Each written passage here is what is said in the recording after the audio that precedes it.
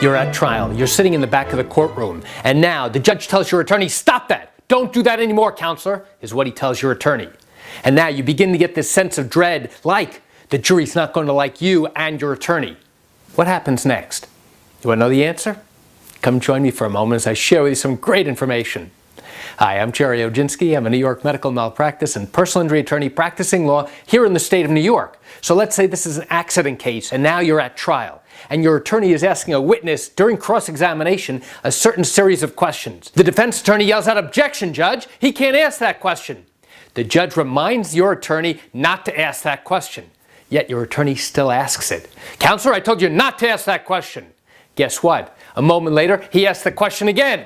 And now the judge is getting angrier and angrier, telling him that if he doesn't stop, he's going to sanction and fine the attorney for being disrespectful, for contempt of court.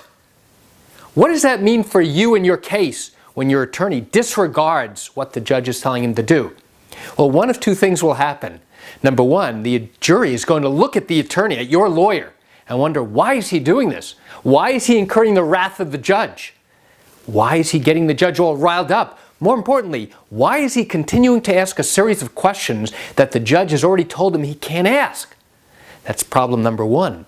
Problem number two is, what is the jury going to do once they hear the judge get angry at your attorney?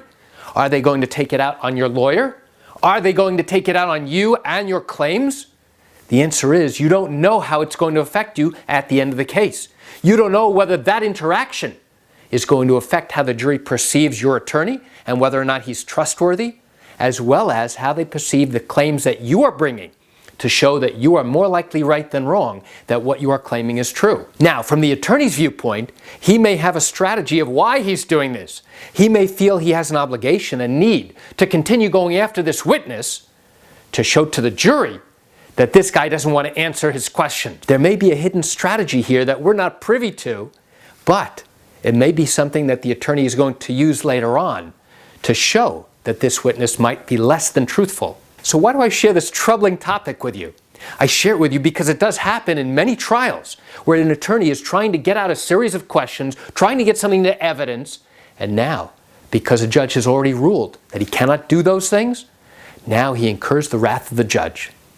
You know, I recognize and I understand you're watching this video because you likely have questions or concerns about your own particular matter. Well, if your matter did happen here in New York and you're thinking about bringing a lawsuit, but you have questions that need to be answered first, what I invite you to do is pick up the phone and call me. I can answer your legal questions. You know, this is something I do every single day and I'd love to chat with you. You can reach me at 516-487-8207 or by email at Gerry, Gerry, at Oginski-law.com. That's it for today's video. I'm Gerry Oginski. Have a great day.